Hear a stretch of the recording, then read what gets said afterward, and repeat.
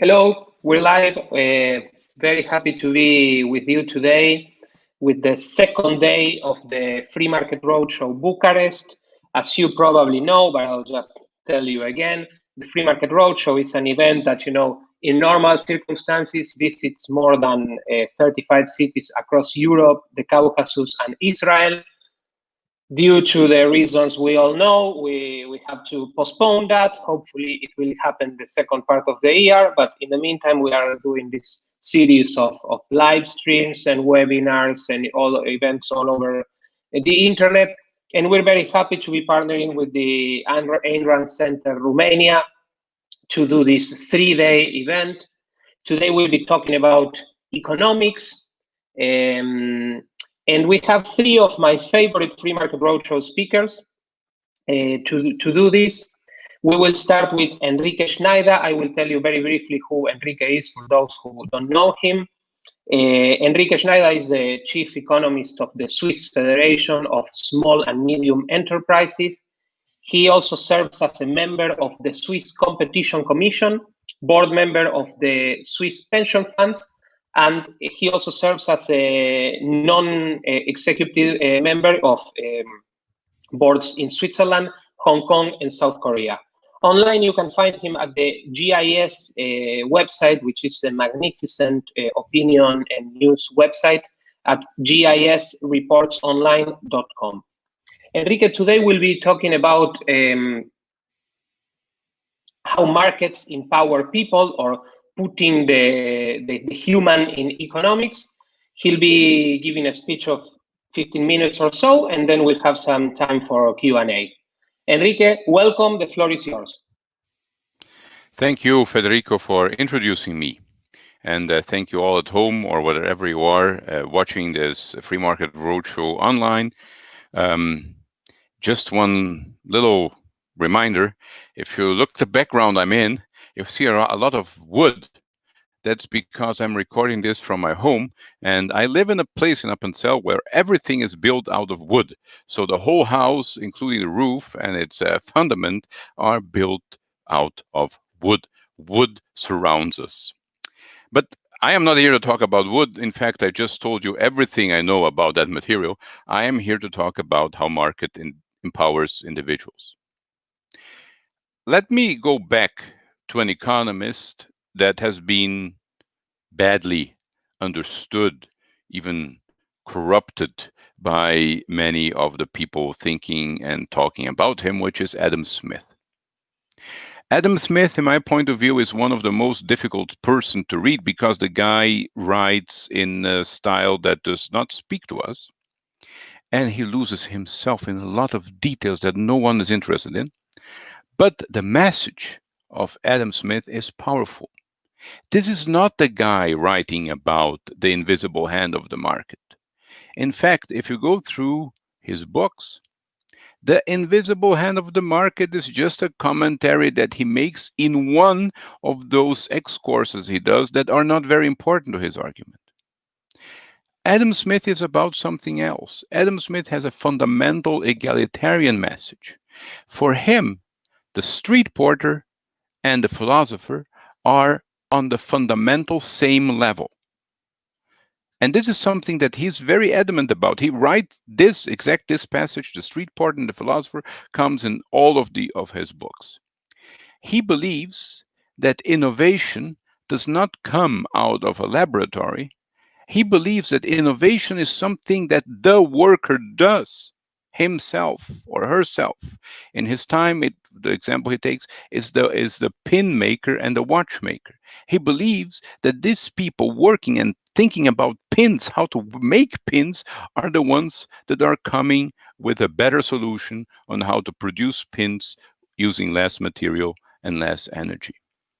Adam Smith is also the guy that opposed slavery in a time that slavery was thought of as something natural. He opposed slavery because he clearly saw that individuals are used against their will, that there's an infringement on people's liberty.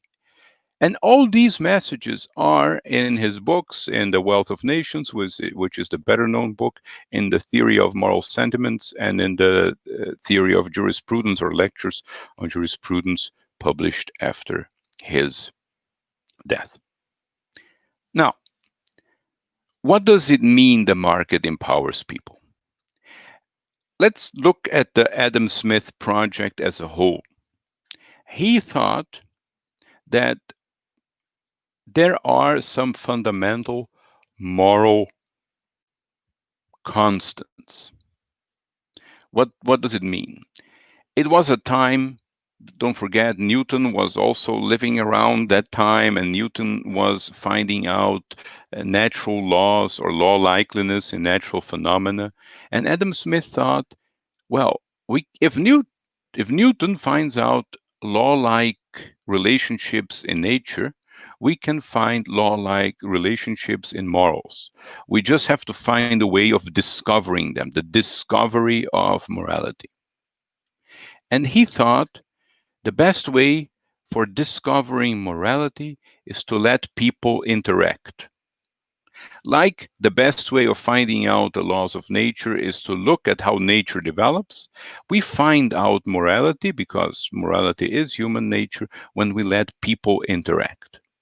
Not when we tell them how to interact, but when we let them interact freely, but also taking responsibility over themselves and over the outcomes of their interactions. So Adam Smith was a big believer in letting people interact. And for letting people interact, you need the basic equality of everyone. You need to think that you are going to see each other on level eyes.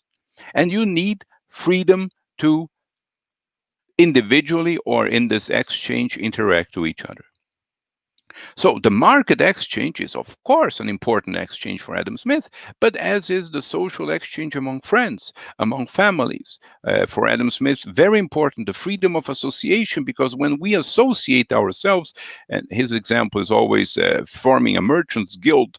The other example he takes is forming friendly societies. Which is societies where people go together to discuss politics and also help each other in case of need. He says, in these free interactions where people take account or are responsible for the outcomes, we will see the law of morality, is what he calls it. We will see the certain patterns of morality emerge. This is a strong claim, because if you take it as he put it, it's the claim that in exchanging, in engaging in markets, we will find morality. Why is it important? It's important in his time because in his time, everyone thought, or most people thought, the usual framework is that the God, the church, and the state is going to tell you what morality is. Of course, you can use markets a little bit, but nothing useful is coming out of markets and making money. And for Adam Smith, that was not the case. And today, everyone thinks that ethics and morality and whatever you want to call it gives the markets or gives the market rules or shows the markets the frontier, the margin of the markets. This is also not Adam Smith. Adam Smith is completely different. Is when we allow ourselves to meet together and exchange economic goods, we will find morality in the act of exchanging. Why? Because we consider each other's objectives, we consider each other's needs, we consider each other's likeliness or unlikeliness. So when I am selling you, I don't know, a mouse, for example, I am thinking, what do you want to do with that? I have to put myself in your shoes to find out what is the best design for the computer mouse. But that's not all. I also have to create a certain reputation so that you might trust me that I'm going to make a mouse that works, that functions. And if it doesn't function, you can come back at me and say, Henry, the mouse, you have to exchange it.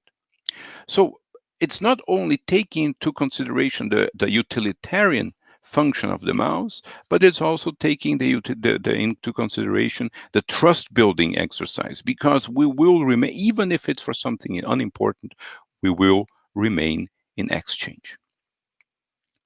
The other thing, still under this umbrella of finding morality through markets, is for Adam Smith, everyone can exchange with everyone. You don't need to have the royal charter of the Queen telling you you are entitled to sell wheat. You don't need to be a gentleman in order to own capital. In that time, only gentlemen could own capital. People working, which were by definition at his time not gentlemen, everyone that worked was out of the gentlemanliness, could not engage in forming capital. And Adam Smith wants to tear down this artificial, he calls them artificial separations, or as we might put it today, regulatory separations. It was an empowering project, not only because we find the morality ourselves, but because everyone can participate in the markets in the fashion or in the way you consider more appropriate to you. And this is why, for example, Adam Smith thinks that self-interest is a good thing. You need self-interest. You need to be interested in yourself to find out what are you good at. You need to have certain self-interest in order to exchange with someone, and you need self-interest in order to find out what is the other's interest. Self-interest and the other interests are not symmetrical, but they are mirror images. That and especially that is an also a moral claim, because he says everyone, not just the crown or the gentleman, but even the poorest widow's son. This is the example he uses, the widow's son. Um, People think that he's talking about bastards. Uh, uh, uh, the poorest bastard, the outcast, can be a part of this exchange. Even the outcast, if guided by proper self interest, can find out what he or she is best at. Even the bastard can form capital. And that's the thing. Even the bastard can put himself in your shoes and find out what you want. This is a fundamentally empowering project that Adam Smith began. Unfortunately, that part has been forgotten. Adam Smith, as the first, one of the first economic thinkers, was a huge deal to everyone until the mathematization of economics began, which was at the end of the 19th century, so 1990 and so on, and especially after World War I in 1915, plus or minus, he was completely out of the picture. There were there were technical problems with his model, technical problems within economics. And because of these technical problems, economists started to leave him out of the loop or not to pay attention to what he was writing. But this is because economists thought that the guy was only an economist and, because of his mistakes, a bad economist. They forgot that the guy had a whole a whole social project in mind. They forgot that the market is just one, or economics is just one of the different venues or of the different parts of this project. It's interesting that one of the most technical economists living today, Vernon Smith, they are not related, it's just the same name, huh? Vernon Smith, a Nobel Prize laureate, a person that has been trained in the most mathematical way economics can be done, a person that has won his Nobel Prize in the most mathematical way economics can reward, started, I think, 10 years ago, a project called Humanomics. Humanomics, according to him, is to put the human back at the center of the economy, and also at the center of economic science. And and Vernon Smith always goes back to Adam Smith because he says that is what we forgot nowadays when we are doing economics. We forgot that we are talking about people. We are not talking about equations. We are not talking about mathematics. We are not talking about vectors. We are talking about people, and we need to put the people back into the project of economics. And people putting the people back into the project of economics means also taking into account that economics is a fundamentally empowering moral and social project. With a grain of salt, I want now to make with this grain of salt, I would now to make an overshoot or an outlook because I know that we are here sponsored by the Ayn Rand Center. I am aware that Ayn Rand is completely different from Adam Smith. But in this idea of putting the human agent in the center of everything, they are quite similar. Of course, I'm no expert in objectivism, and please excuse me, please, the objectivist, excuse me if I make a mistake. But as I read Ayn Rand, it's about the empowered situation of the individual, the person that can take her destiny into her own hands and can go and go with it. Of course, Ayn Rand has a little less the social contact, but she seems to think, at least in my reading, if everyone does that, we will be fine, which is basically also what Adam Smith is saying. If everyone does it, we will be fine. And more than that, it's the idea that anyone can put her own talents into work and anyone can do some good for herself and for everyone else. And with this note, I would like to close and give it back to Federico. Thank you, Federico, for putting this together.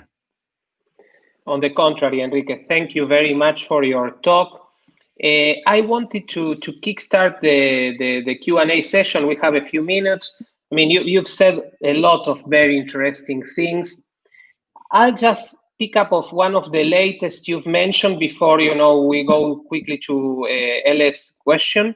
But you mentioned about, putting the human back at the center of economics. You mentioned also the mathematization project, let's say, and I was thinking, what's your opinion about the use of models in social sciences, in economics, that I don't know how you consider it, either a social or not a social science. And do you think that the use of models and mathematization has reached a point in which is almost a fetish? I like models. Also, I think that we cannot manage reality without thinking in models. Everything that we always need a model for everything. Even if I do, I don't know, mathematics, 1 + 1 = 2 is at the end a model. It's not the basic law of the universe, at least. So the mathematicians and philosophers tell me it's still not a settled issue why 1 + 1 = 2. And so it's not bad for us economists to use models. Think of the carpenter uses model. People doing banking use model. People even agricultures use models by how to put the agricultural stuff, how to grow it, how when to harvest, and so on. So models is always useful, but that's what they are. They are useful for another end. They are not ends per se. Models are important for us to get to know the thing, but knowing the models is not knowing the thing. The models is just how to get around to have a better, more systematic view, but they do not exhaust everything. Since we are talking about models, can I go back to the question that someone asked via Facebook, which is the trade balance, which is itself a model. The trade balance is, or balance of trade, is a model that says, okay, there is somewhere a ledger where you have the exports and another ledger where you have the imports. And then exports minus imports is net export. Nice. And most countries are interested in having positive net exports, so selling more up to abroad than importing. Okay. Adam Smith did not talk too much about that, but he believed in the liberalization of trade. He thought liberalizing trade, not only within a country, but especially international trade, leads to, to the creation of wealth. Why? Because it allows us to focus on what we do best and buy everything else. So liberalization of trade for him is a logical extension from what we do in our lives. I, for example, even living in this wooden home, I did not build it because I'm very bad in building homes. I am moderately okay as an economist. I am bad in building homes. So I focus on being an economist, make a surplus out of that, and then pay someone to build a home. And that's the same thing that the free trade discussion, or Adam Smith especially, thinks. You will focus on what you do best. You will have a surplus out of that, and then you will buy stuff that you need outside your home and outside your country. Right now, a lot of people are saying, "Well, we need to deglobalize. We're too globalized, and COVID shows us that too much globalization is bad." The answer is, are you crazy? Are you really crazy? After people suffering so much, you want to make them suffer again, but not by not having access to markets and not having access to goods? Or imagine that a guy somewhere in a country where we are not, let's say, imagine that a guy in Argentina comes up with the antidote to COVID. Are we really going to say we don't buy it because it's not in our country? Is it very bad? Is it so bad just because it comes from outside? Of course not. It is crazy to think that anything from outside is bad and we should privilege inside. We should privilege whoever is more productive. If we have a productive agriculture, we privilege it automatically by the market exchange. If we have an unproductive, I don't know, carpentry sector, then we should not privilege it. We should go there where they have productive carpenters. I don't know, maybe Serbia, maybe China, maybe Switzerland. I have no idea. But that's the idea of free trade, is finding out where is productivity. And finding out where is productivity is, again, an empowering process, because it shows us that we have to focus on what we can do well, and we can rely on the others to supply us what we do not have. Or a short answer is, closing borders right now is the craziest thing we can do. Closing borders right now is prolonging all the COVID suffering. We have 2 minutes, and I have a quick question for you, and I'll ask you for a short answer because we have very little time. There's an author I follow that says that, if you want to get rich, what you should find out is how you can help the most people, and that will make you immensely rich. Is this a good way to describe what you mentioned about this equalization between self-interest and the interest of the other people, what happens in the market? Atlas shrugged. They find out the technological way of making the train better and more safe and quicker. And then everyone says, no, no, it's not going to work, and we don't want you to use that. But they found out that way because they want to do something better for themselves. They want to make the company stronger and drive more profits. But in the process of developing the safer train, the better technology, the more energy and material efficient way, they were making the whole world better, their customers, and even the more expanded amount of stakeholders.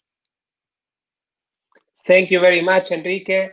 Thanks to everyone who has joined us via Facebook. Please come back in 15 minutes. We'll have Anders Ichtet talking about mobility, which is a very important topic considering that most of us are mandatorily quarantined. So it's great to talk about mobility, and particularly when we'll get it back. Thanks again, Enrique, for your presence. It was great having you. Thank you. And see you all soon.